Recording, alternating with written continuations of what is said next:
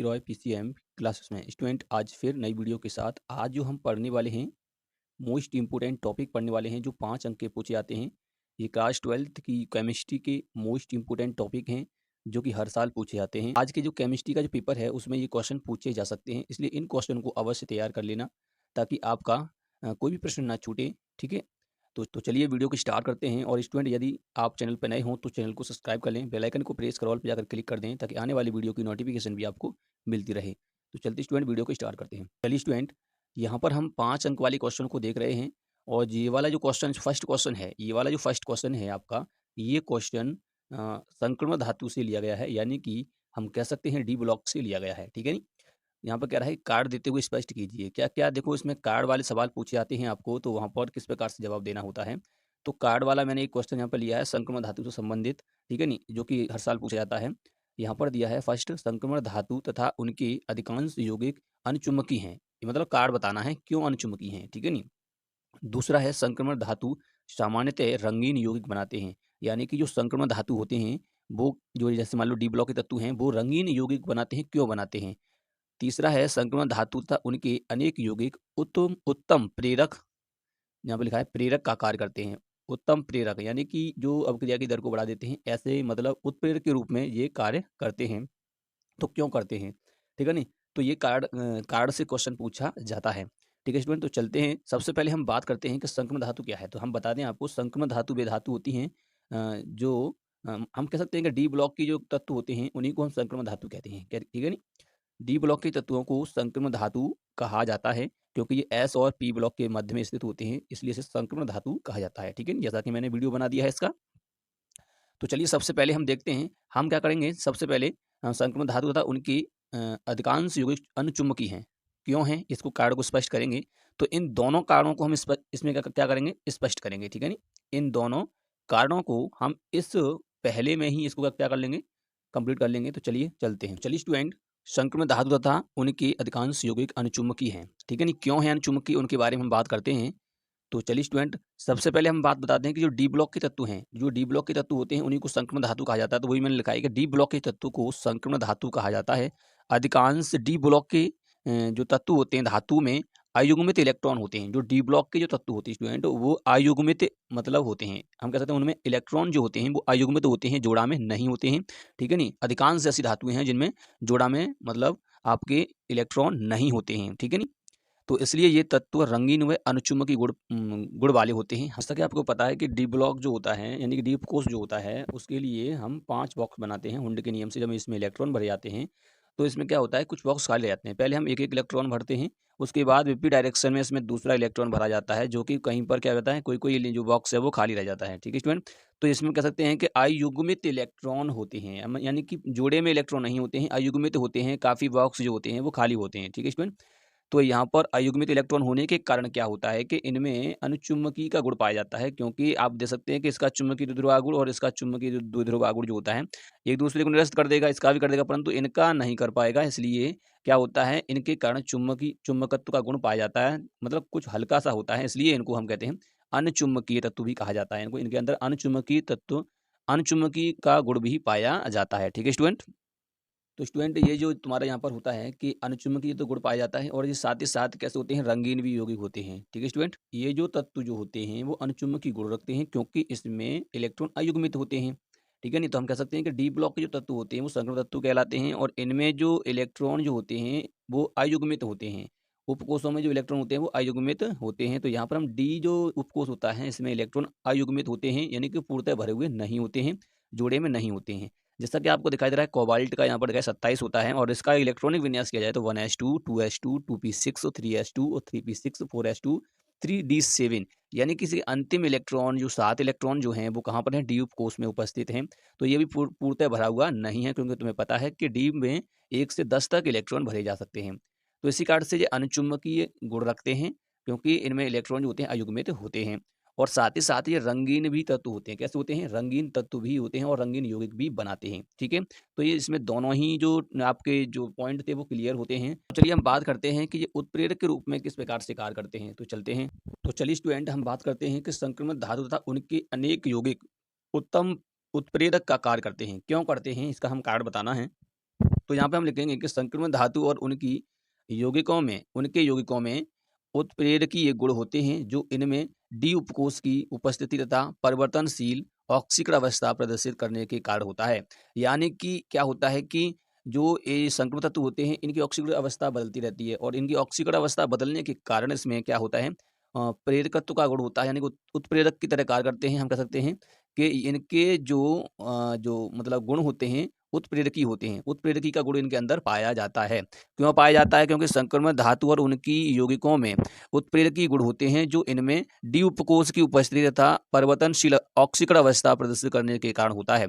यानी कि इनकी ऑक्सीकरण अवस्था जो है वो क्या होती है, बदलती रहती है, जिस कारण से क्या करते हैं, जो उत्प्रेरकी गुण रखते हैं।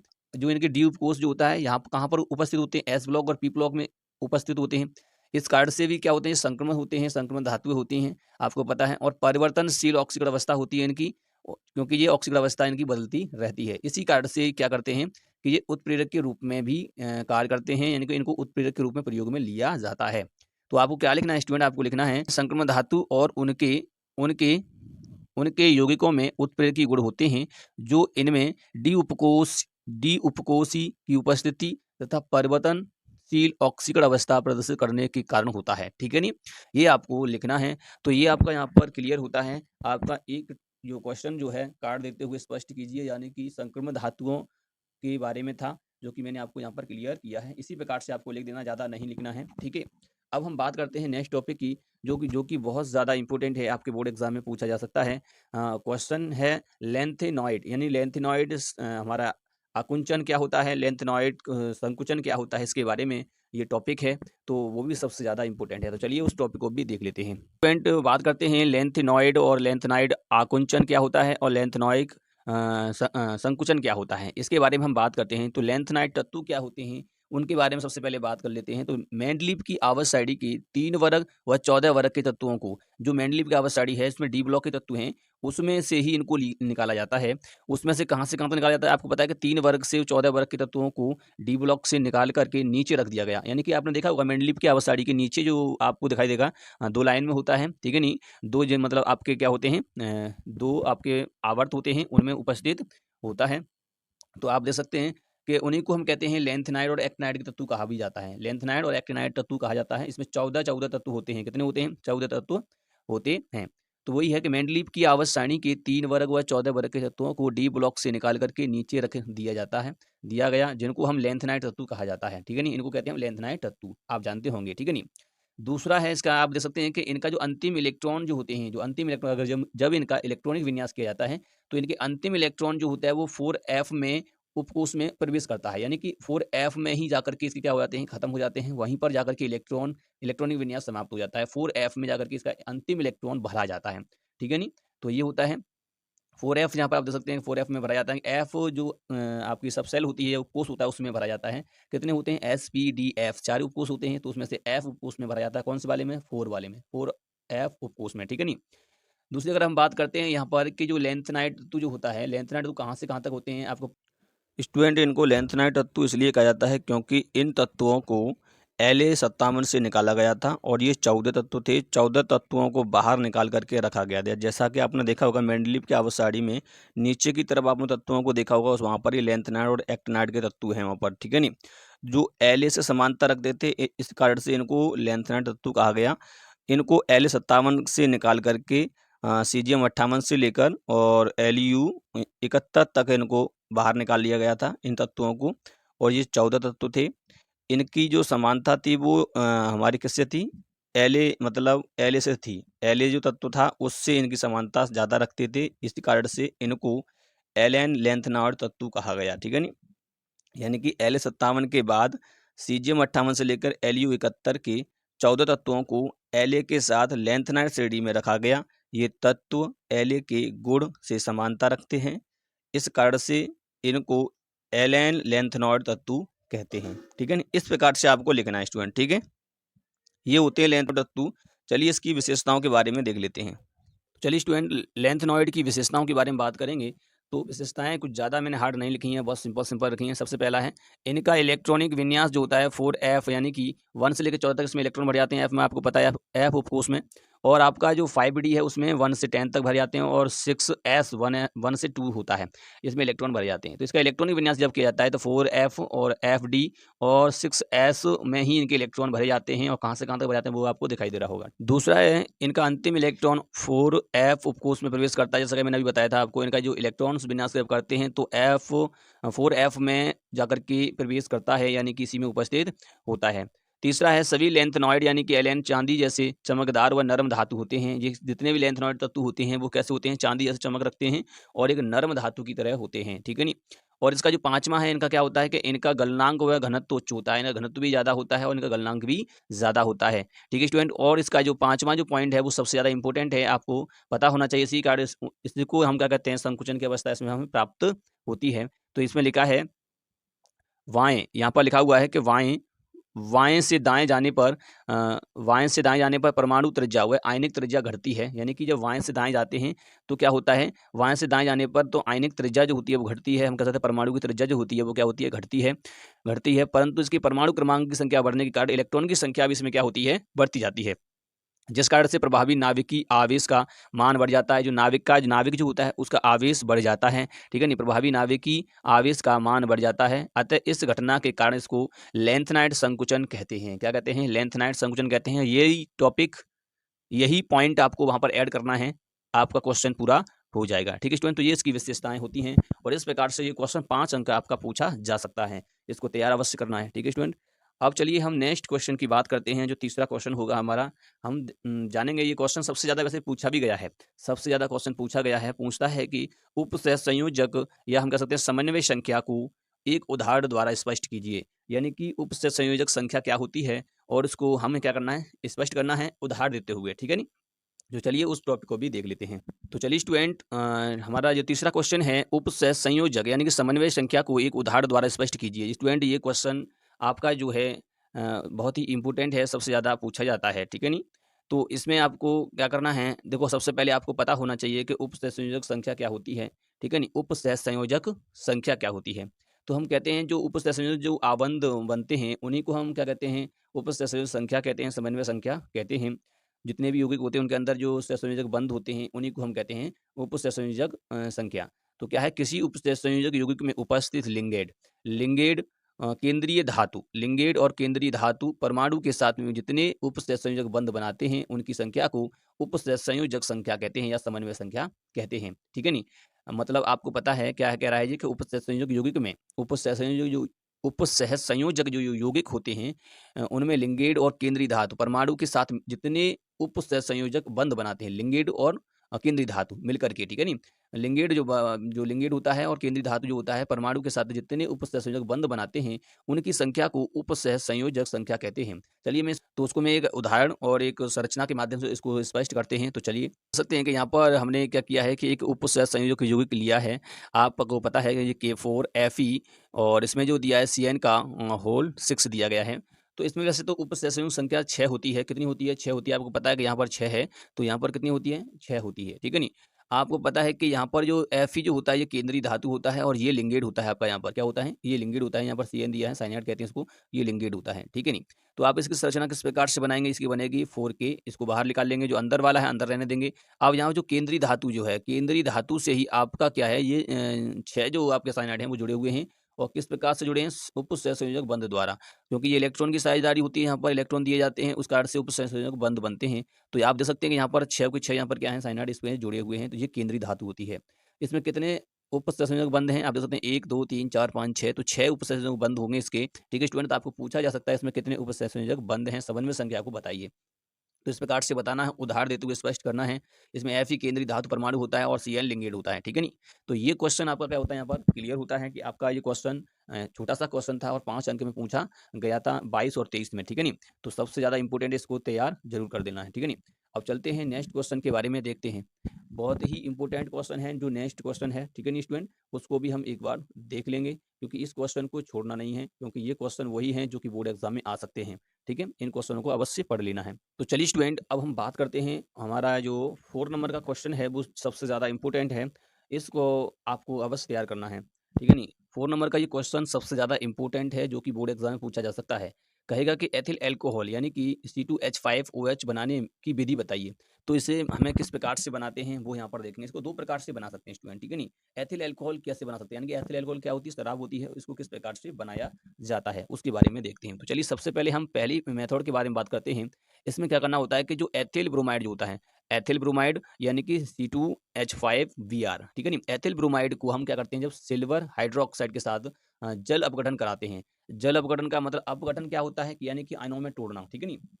अपघटित करना, ठीक है नहीं? तो इसमें क्या है कि सिल्वर हाइड्रोक्साइड के साथ जल अपघटन कराते हैं तो प्राप्त एथिल अल्कोहल होता है। क्या होता है? जो आपको प्राप्त होता है उत्पाद वो क्या होता है? एथिल अल्कोहल होता है, ठीक है? एग्जाम्पल आप दे सकते हैं कि इस प्रकार से इसका समीकरण दे सकते हैं। ये जैसा कि आपको पता है कि एथिल जो होता है, एथिल ब्रोमाइड दिया गया है आपका यहाँ पर, और यहाँ पर तुम्हारा सिल्वर हाइड्रोक्साइड दिया गया है। ये चांदी होती है ना, इसलिए OH दिया है। तो सिल्वर हाइड्रोक्साइड दिया है, आपको क्या होगा कि जो Br जो है आपका Ag से मिल जाएगा, तो यहाँ पर बन जाएगा सिल्वर ब्रोमाइड बन जाएगा, और बाकी जो OH है वो इसके साथ जुड़ जाएगा, तो बन जाएगा एथिल अल्कोहल बन जाएगा, ठीक है नहीं? यही आपकी क्या होती है, शराब होती है। तो एथिल ब्रोमाइड से जब क्रिया कराते हैं हम किसी हाइड्रोक्साइड के साथ क्रिया कराते हैं, तो क्या होता है कि इसमें से ब्रोमाइड सिल्वर के साथ चला जाता है, तो सिल्वर नाइट्रेट हो जाता है यहाँ पर, और OH समूह जो होता है वो एथिल के साथ चला जाता है, तो यहाँ पर एथिल अल्कोहल बन जाता है, ठीक है नहीं? तो इस प्रकार से ये बनता है। एक तो मेथड यही होता है। दूसरा मेथड क्या होता है, एसीटेट के साथ अगर हम एथिल एसीटेट के हम सोडियम के साथ क्रिया कराएं, सोडियम हाइड्रोक्साइड के साथ क्रिया कराएं, तो भी हमें क्या होता है, एथिल अल्कोहल प्राप्त होता है। तो चलिए इस मेथड को भी यहाँ पर देख लेते हैं। तो चलिए स्टूडेंट, इस प्रकार से भी आपको इसमें कर सकते हैं कि जब एथिल एसीटेट एसीटेट है यहाँ पर, एसीटेट को सोडियम हाइड्रोक्साइड के साथ क्रिया कराते हैं तो एथिल अल्कोहल बनता है, ठीक है नहीं? तो ये आपका यहाँ पर दिखाई दे रहा है, ये सोडियम ये आपका क्या है, एथिल एसीटेट है, CH3COO, C2H5, ठीक है नहीं? एथिल एथिल एसीटेट है आपका यहाँ पर ये, ठीक है? एसीटेट समूह यहाँ पर आपको दिखाई दे रहा है इस प्रकार से। और इसकी सोडियम हाइड्रोक्साइड से इसकी क्रिया कराते हैं तो क्या होता है कि ये एथिल जो होता है वो OH के साथ क्रिया कर लेता है, इसके साथ मिलकर के अल्कोहल बना लेगा ये, ठीक है नहीं? एथिल अल्कोहल, और ये वाला इसके साथ चला जाएगा, तो C2H5OH प्लस C3 और COONA, ठीक है नहीं? तो यहाँ पर आपका बन जाता है सोडियम एसीटेट बन जाता है ये, और ये तुम्हारा यहाँ पर एथिल अल्कोहल बन जाता है, ठीक है स्टूडेंट? तो इस प्रकार से ये आपका ये क्या होता है, एथिल अल्कोहल इस प्रकार से बनाया जाता है। और इसके हम भौतिक गुण की बात कर लेते हैं, चलिए। तो इसके भौतिक गुण की अगर हम बात करें तो भौतिक गुण क्या होते हैं कि ये पहला होता है कि रंगहीन व ज्वलनशील द्रव्य है। ये जो आपकी शराब होती है कैसी होती है, रंगीन व ज्वलनशील द्रव होता है। इसमें विशिष्ट गंध आती है, जो महक कहते हैं, ठीक है नहीं? और इसका स्वाद तीखा होता है, ठीक है, कड़वा सा होता है। चलिए अब इसके हम रासायनिक गुण की बात कर लेते हैं। तो चलिए स्टूडेंट, रासायनिक गुण की बात करते हैं इसकी हम। तो सबसे पहले हम बात करेंगे सोडियम के साथ क्रिया, यानी जब इसकी एथिल अल्कोहल की सोडियम के साथ क्रिया करें, आपको पता है कि जब सोडियम के साथ क्रिया करेगा तो क्या होगा, तो यहाँ पर आपका देखिए एक और रह जाएगा, केवल यहाँ पर हाइड्रोजन यहाँ से निकल जाएगा, हाफ हाइड्रोजन यहाँ से निकल जाता है, ठीक है नहीं? हाफ के मतलब, तो इस प्रकार से इसकी क्रिया जब इसके साथ होगी तो क्या बनेगा, एथिल यहाँ पर बन जाएगा सोडियम एथॉक्साइड बनेगा, सोडियम एथॉक्साइड, क्योंकि सोडियम इसके साथ जुड़ जाएगा, ठीक है नहीं? और यहाँ से वन मतलब हाफ H2O यहाँ से बाहर H2 बाहर निकल जाएगा, हाफ H2 जो है वो बाहर निकल जाएगा यहाँ से, तो बन जाएगा सोडियम एथॉक्साइड प्राप्त होता है, ठीक है? आपको इसी प्रकार से लिखना है, ज़्यादा कुछ नहीं लिखना है। इसके बाद आपको दे सकते हैं कि ग्रिंगनाइड अवकर्मक से क्रिया। ग्रिंगनाइड अवकर्मक क्या होता है, जैसे आपको पता है कोई भी मान लो एथिल मैग्नीशियम ब्रोमाइड इस प्रकार से दिया, मैग्नीज ब्रोमाइड दिया हो, तो जैसे आपको दिखाई दे रहा है कि यहाँ पर ये दिया गया है, तो ये ग्रिंगनाइड अवकर्मक है। ये वह यहाँ से लेके यहाँ तक जो आपको दिखाई दे रहा है ग्रिंगनाइड अवकर्मक है।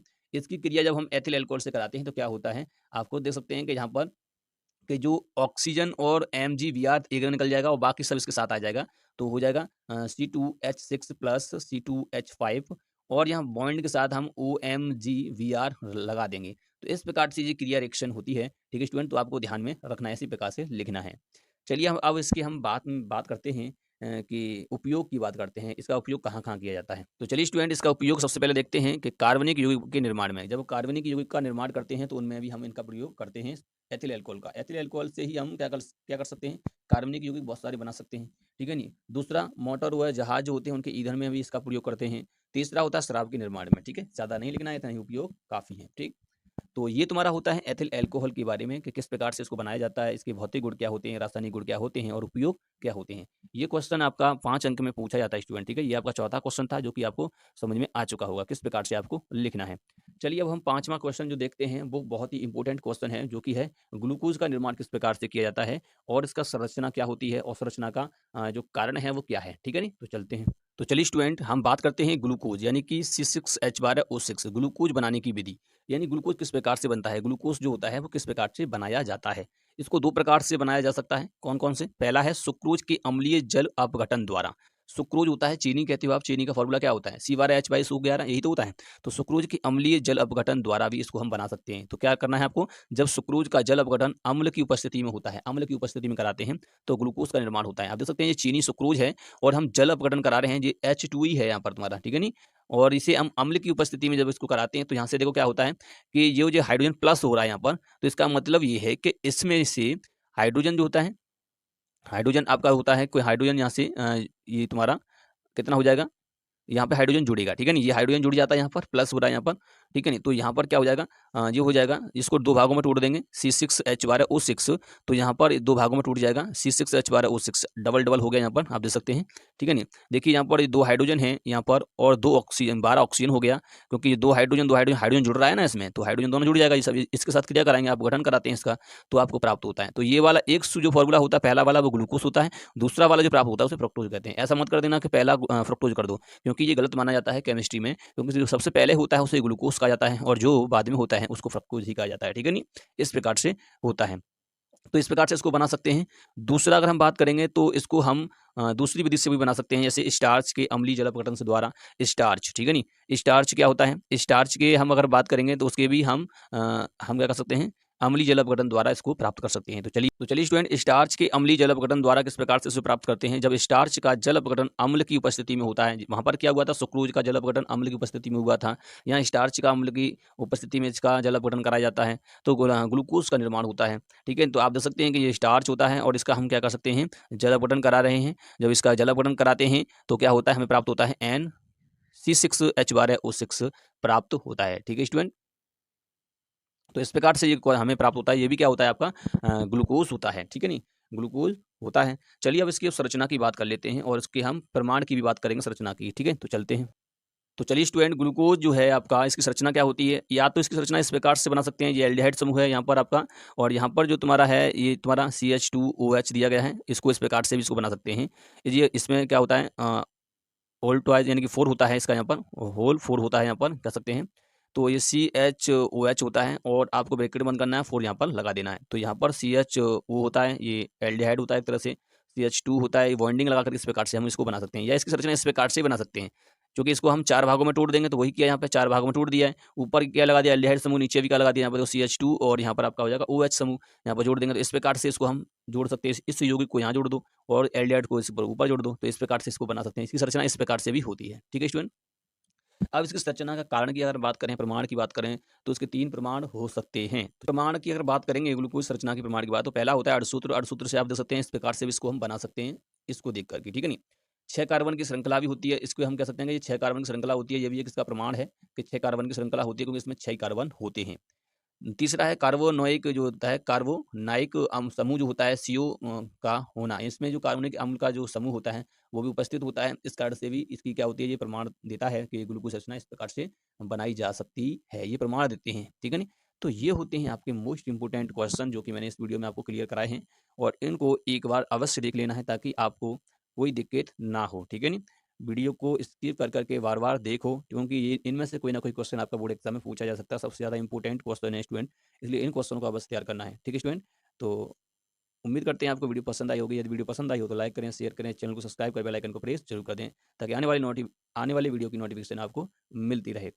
तो इसी प्रकार से आपको बोर्ड एग्जाम में लिखना है, ठीक है नहीं, जिस प्रकार से बताया है ज़्यादा नहीं लिखना है, ज़्यादा टाइम वेस्ट नहीं करना है, ठीक है। तो ये होते हैं आपके क्वेश्चन। अब मिलेंगे नेक्स्ट वीडियो में, तब तक के लिए जय हिंद।